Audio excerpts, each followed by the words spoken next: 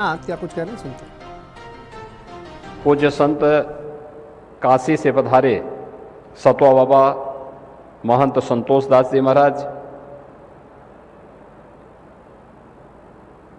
कालीवाड़ी के श्री महंत रविंद्र दास जी महाराज, महंत पंचानंद पुरी जी महाराज,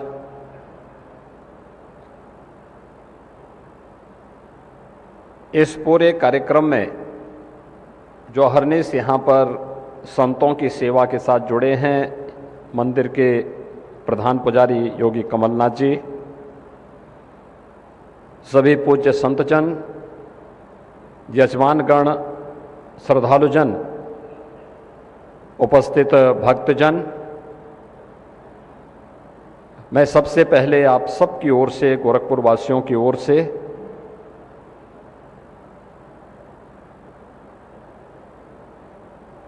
श्रीमद् भागवत महापुराण कथा आयोजन समिति की ओर से कथा व्यास श्रीमद् जगतगुरु द्वाराचार्य पूज्य स्वामी डॉक्टर रामकमल दास वेदांती जी महाराज का मैं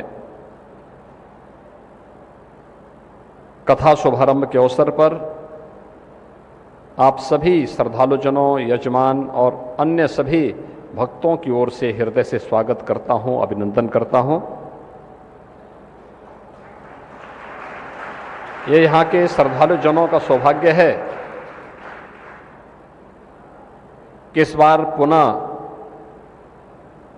उन्हें पूज्य वेदांती जी महाराज के श्रीमुख से श्रीमद् भागवत महापुराण की इस पावन कथा की श्रवण का सौभाग्य प्राप्त हो रहा है।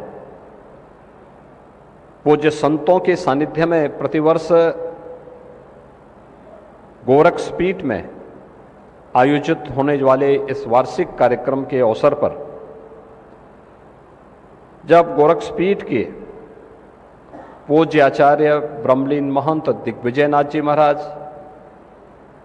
ब्रह्मलीन महंत अवैद्यनाथ जी महाराज की पुण्य स्मृतियों के लिए समर्पित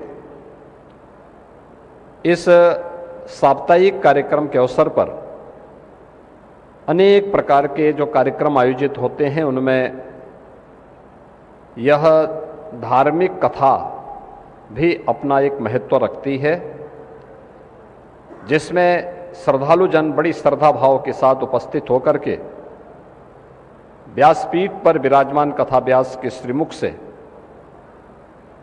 भगवान की पावन कथा का श्रवण करते हैं। इस वर्ष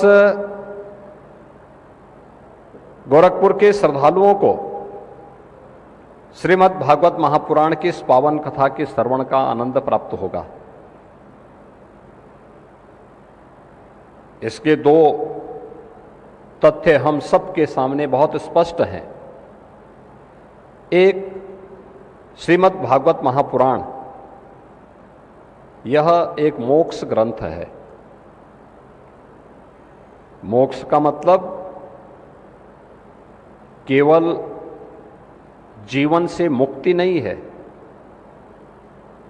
मोक्ष का मतलब व्यक्ति जिस भी क्षेत्र में कार्य कर रहा है उस क्षेत्र में पारंगत होने की कथा, जीवन के रहस्यों को समझने की कथा, जीवन में सफलता के मार्ग के चरम पर पहुंचने की कथा। श्रीमद् भागवत महापुराण एक माध्यम बन सकता है। महाराज सुखदेव जी ने परीक्षित को जो कथा सुनाई वह एक माध्यम है, लेकिन जीवन के रहस्यों का उद्घाटन करते हुए जीवन के उस चरम सत्य तक पहुंचने की कथा है श्रीमद् भागवत महापुराण की कथा। और कहीं न कहीं जब इस कथा के बारे में हम देखते हैं तो यह कथा हम सबके इर्द गिर्द घूमती हुई दिखाई देती है। हमारे दैनिक जीवन में, हमारे सामाजिक जीवन में, हमारे पारिवारिक जीवन में, व्यावहारिक जीवन में जो घटनाएं घटित होती हैं वह किसी न किसी रूप में इस कथा के इर्द गिर्द होती हुई दिखाई देती है। और इसीलिए भारत की परंपरा में अनेक प्रकार की कथाएं होती हैं, लेकिन श्रीमद् भागवत महापुराण की कथा और श्री रामचरितमानस पर आधारित प्रभु श्री राम के पावन लीला से जुड़ी हुई कथा ये अत्यंत लोकप्रिय हो गई, क्योंकि भारतीय जनमानस को जितना प्रभावित भारत के इन दो आराध्य देवों ने, सनातन धर्म से जुड़े हुए इन दो आराध्य देवों ने जितना प्रभावित किया, दुनिया के अंदर अन्यत्र कहीं भी इस प्रकार के कोई भी दृष्टांत देखने को नहीं मिलता है। और यही कारण है जब आज के समय में हर व्यक्ति व्यस्त है, अपने स्वयं के कार्यों में लिप्त है, उन स्थितियों में एक दिन नहीं, एक सप्ताह, 9 दिन, कई दिनों तक चलने वाली कथा का यह आयोजन घंटों घंटों श्रद्धालु सुनता है, अपनी परंपरा के साथ जुड़ता है, जीवन के रहस्यों को समझने का प्रयास करता है और फिर जीवन के रहस्यों के माध्यम से जीवन की सफलता और चरमोत्कर्ष की पर पहुंचने के मार्ग को भी प्रशस्त करता है। एक पक्ष यह है, लेकिन दूसरा पक्ष यह हमें इतिहास की ओर भी, अपने अतीत की ओर भी झांकने का, अपनी विरासत की तरफ भी देखने का एक अवसर प्रदान करता है। महाभारत युद्ध के बाद भगवान वेदव्यास क्या स्थिति रही होगी, जिन्होंने अपनी आंखों के सामने, जिनके आशीर्वाद से जो वंश परंपरा बली हो, पढ़ी हो, आगे बढ़ी हो, और उन्हीं के सामने महाभारत युद्ध में आमने सामने खड़ी कौरव और पांडवों की सेना में हुआ भीषण महासंघर्ष दोनों परिवारों को नष्ट कर दिया हो, अपूर्णीय क्षति की हो, ज्ञान विज्ञान की जनहानि हुई हो, पशुहानि हुई हो, व्यापक हानि हुई हो, कोई भी उस हानि से अछूता नहीं था। वह दृश्य वेदव्यास जैसे ऋषि के लिए कैसा रहा होगा, किस प्रकार की उत्तेजना का रहा होगा, किस प्रकार की स्थिति से गुजरने का रहा होगा। उन स्थितियों में अपनी मनस शांति के लिए उन्होंने जिस महापुराण की रचना की थी, वो महापुराण हुआ श्रीमद् भागवत महापुराण।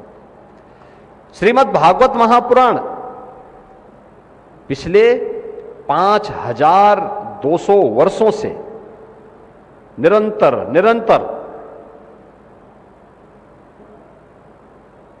सनातन धर्मावलंबियों के जीवन के मार्ग को प्रशस्त करते हुए, जीवन के रहस्यों का उद्घाटन करते हुए हम सब के लिए एक नई प्रेरणा का स्रोत बना हुआ है। दुनिया जा रहा है, आरक्षण को खत्म किया जा रहा है।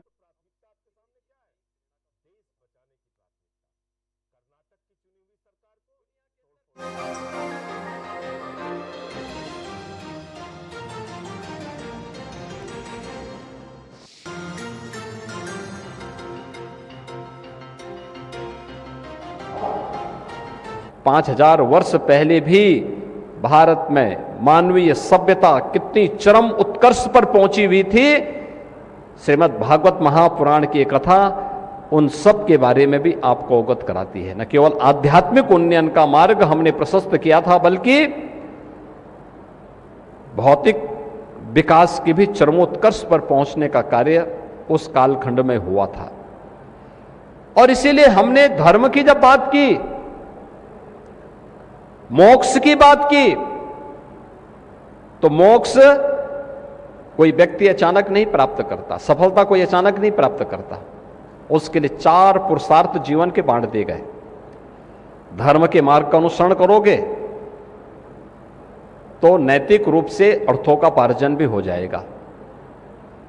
नैतिक रूप से अर्थ का उपार्जन आप कर रहे हैं तो कामनाओं की सिद्धि भी उससे अवश्य होगी, और उस मार्ग पर आगे चला पथिक जीवन के चरम पुरुषार्थ को, मोक्ष की प्राप्ति करने में भी वह सफल होगा।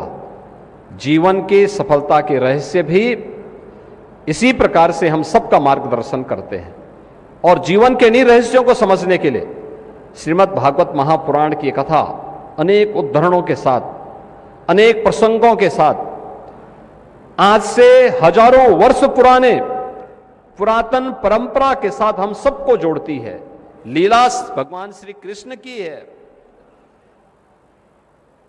लेकिन इसमें शब्दावली भी भगवान वेदव्यास की है, लेकिन रहस्य यह सनातन धर्म से जुड़ी हुई है, सनातन धर्म के मूल्यों से जुड़ी हुई है, सनातन धर्म के उत्कर्ष से जुड़ी हुई है। और इसलिए भारतीय मनीषा ने जब धर्म की परिभाषा की तो इसको उपासना विधि नहीं माना, इसको माना धर्म क्या है, जहां अभ्युदय भी है और निःश्रेयस भी है, जहां पर सांसारिक उत्कर्ष के लिए हम कार्य करते हों, भौतिक विकास के लिए भी हम कार्य करते हों, लेकिन साथ साथ आध्यात्मिक उन्नयन भी, जिसके माध्यम से हम जीवन के उस सत्य को समझ सकें, उसका उद्घाटन कर सकें, इसको समझने के इन दोनों उपायों को जब एक साथ जोड़ करके हम चलते हैं तो उसी को हमने धर्म माना है। पूजा पद्धति धर्म का एक हिस्सा हो सकता है, जीवन का एक हिस्सा हो सकता है, उपासना विधि का एक हिस्सा हो सकता है, लेकिन वो सब कुछ नहीं। इससे व्यापक अवधारणा दुनिया के अंदर कहीं आपको नहीं देखने को मिलेगा। इसलिए एक सच्चा हिंदू कभी भी उपासना विधि के, किसी एक उपासना विधि के लिए अपने आप को नहीं मानता कि मैं इसी उपासना विधि को मानूंगा। किसी के लिए बाध्यकारी नहीं, किसी भी सनातन हिंदू धर्मावलंबी के लिए आवश्यक नहीं कि वह केवल एक बात को लेकर के ही लकीर का फकीर बने, कभी नहीं रहा है। और जिस धर्म में इतनी व्यापकता हो, लोगों को जोड़ने की इतनी संभावना हो, वही जीवन के इस उतार चढ़ाव को देख सकता है। और आपने देखा होगा कि अनेक उतार चढ़ाव के बाद भी सनातन धर्म आज भी अपनी इस जीवंतता को बनाए हुए हैं। तो इसके पीछे यही कारण है। श्रीमद् भागवत महापुराण की इस पावन कथा को सुनने का आनंद आज एक बार फिर से यहाँ के श्रद्धालुजनों को प्राप्त होगा। इस अवसर पर मैं एक बार फिर से कथाव्यास काशी से पधारे जगतगुरु द्वाराचार्य पूज्य स्वामी डॉक्टर रामकमल दास वेदांती जी महाराज का, पूज्य संतों का हृदय से अभिनंदन करता हूं, उनका स्वागत करता हूं।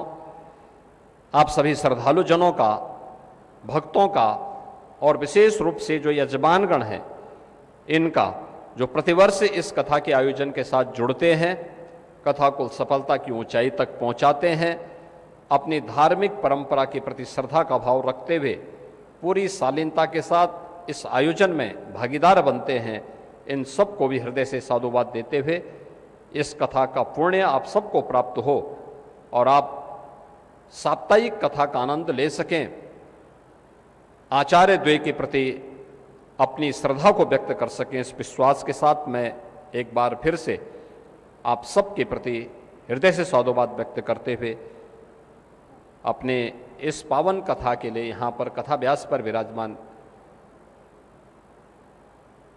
पूज्य स्वामी जी को सादर आमंत्रित करूँगा कि वह इस साप्ताहिक श्रीमद् भागवत महापुराण की कथा का शुभारंभ अपने श्रीमुख से करें।